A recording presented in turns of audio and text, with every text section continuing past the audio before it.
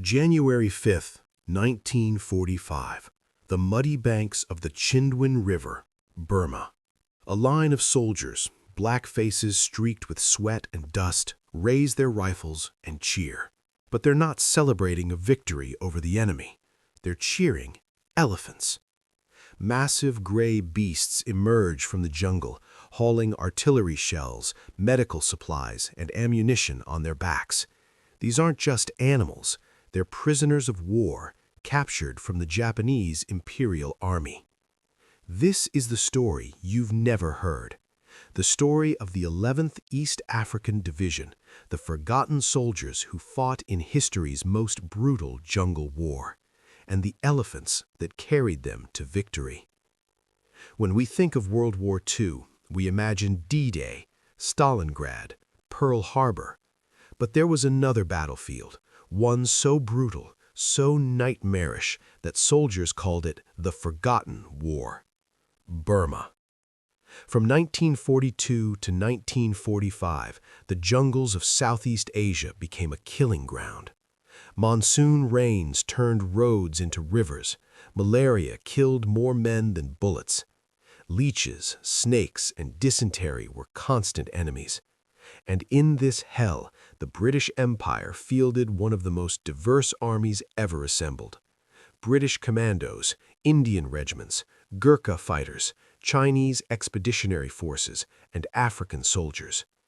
The 11th East African Division was composed of men from Kenya, Uganda, Tanganyika, Nyasaland, Northern Rhodesia, and Somaliland. Many were volunteers, others were conscripted. Few had ever left their villages before. They were sent 4,000 miles from home to fight an enemy they'd never heard of, in a jungle more hostile than any African savanna. But they would prove to be among the finest jungle fighters of the entire war. To understand why African soldiers ended up in Burma, we need to rewind to 1942. In February of that year, the Japanese Empire was unstoppable. They had conquered Malaya, Singapore, Hong Kong, and the Philippines. Now they set their sights on Burma, the gateway to British India. Japanese General Tomoyuki Yamashita, the so-called Tiger of Malaya, led the invasion. His forces moved with terrifying speed. British and Chinese defenders were overwhelmed.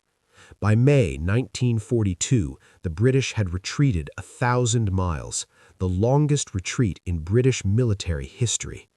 They left behind tens of thousands of refugees and the strategic Burma Road, which had been China's only supply line against Japan. The British fell back to the Indian border, regrouped, and began planning a counter-offensive. But they had a problem. The jungle in Burma devoured conventional armies. Tanks couldn't navigate the terrain. Trucks bogged down in mud. Air support was limited by monsoons and dense canopy. The solution? Elite jungle infantry and pack animals. Enter the 11th East African Division. The 11th East African Division was activated in 1943, specifically for the Burma campaign. It was composed of 4 brigades: the 21st East African Brigade, the 22nd East African Brigade, the 25th East African Brigade, and the 26th East African Brigade. These men came from dozens of ethnic groups: Kikuyu and Kamba from Kenya, Acholi and Langi from Uganda, Nyanja and Yao from Nyasaland.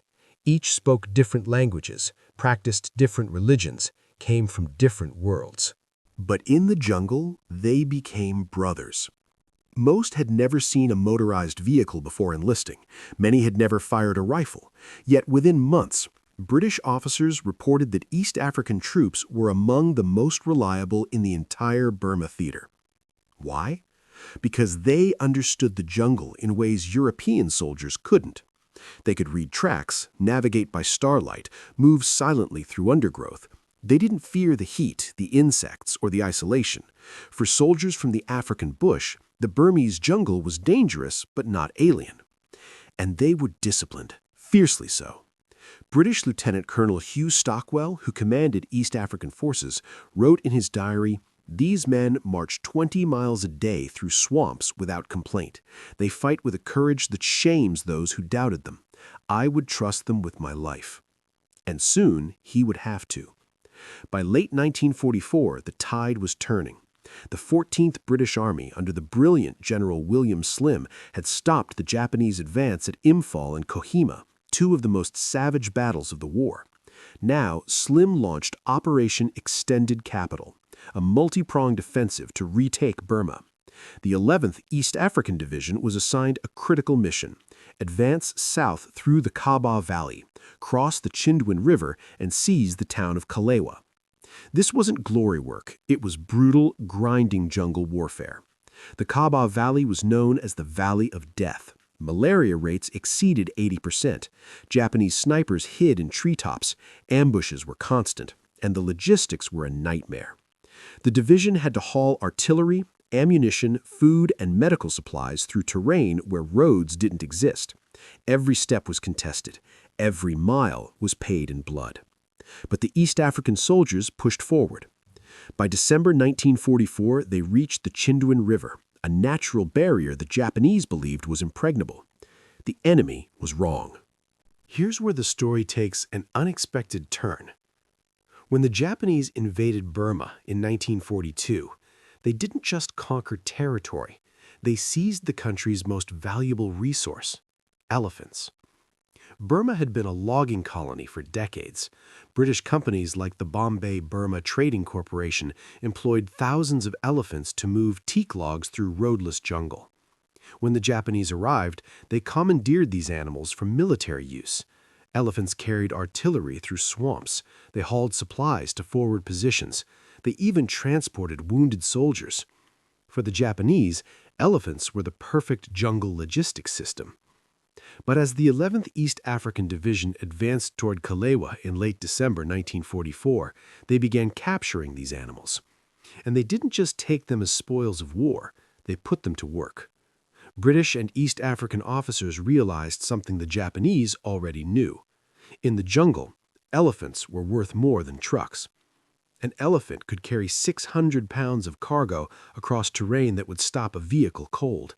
They could wade through rivers, climb steep slopes, and work for days with minimal food.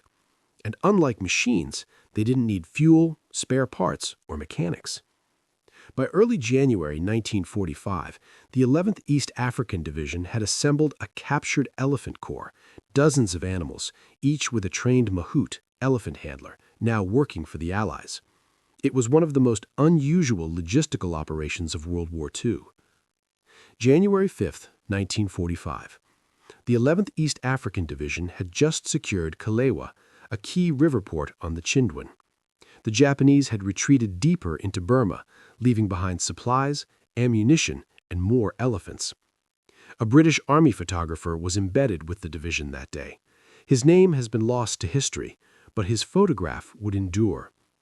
As a convoy of captured elephants emerged from the jungle, laden with ammunition crates and medical supplies, the East African soldiers broke into spontaneous cheering. The photographer raised his camera and clicked. That image, soldiers with raised rifles, grinning faces, and massive elephants splashing through the river, became one of the most iconic photographs of the Burma campaign. But it was never widely published. Why?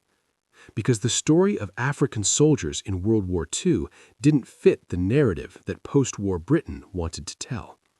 For decades, the contributions of the 11th East African Division were downplayed, forgotten, or erased. The photographs sat in archives, rarely seen, rarely remembered. But it told a truth that couldn't be hidden forever. African soldiers fought, bled, and died for a freedom that their own homelands didn't yet have. The 11th East African Division would continue fighting until the end of the war in August 1945. They captured Mandalay. They fought in the final assault on Rangoon. They never retreated. But the cost was staggering. Over 40,000 East African soldiers served in Burma. Thousands died, not just from combat, but from disease, malaria, dysentery, typhus.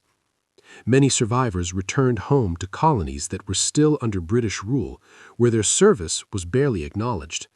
In Kenya, veterans were denied land they'd been promised. In Uganda, their stories were buried under colonial propaganda. It wasn't until the 21st century that historians began uncovering the full story of the East African forces in Burma. Today, there are memorials in Nairobi and Kampala. Veterans, those still alive, finally receive recognition. But for most, it came too late. The elephants of Kalewa are gone now. The soldiers who cheered them are gone too. But the photograph remains. It reminds us that history is written by those who survive to tell it, and often the most important stories are the ones left untold. The 11th East African Division didn't fight for glory. They didn't fight for headlines. They fought because they were ordered to, because their families needed the pay, because they believed, perhaps naively, that their service might earn their country's respect, dignity, freedom. And in a small way, it did. The independence movements that swept across Africa in the 1950s and 60s were led by men who had seen the world, who had fought alongside equals, who knew that colonialism was a lie. Many of those leaders were veterans. So the next time you think of World War II, don't just remember Normandy or the Pacific. Remember Burma. Remember the soldiers who marched through the Valley of Death. Remember the elephants that carried them to victory. And remember that history belongs to everyone who fought, not just those whose stories were told. This has been the story of the 11th East African Division and the elephants of Kalewa. January 5th, 1945.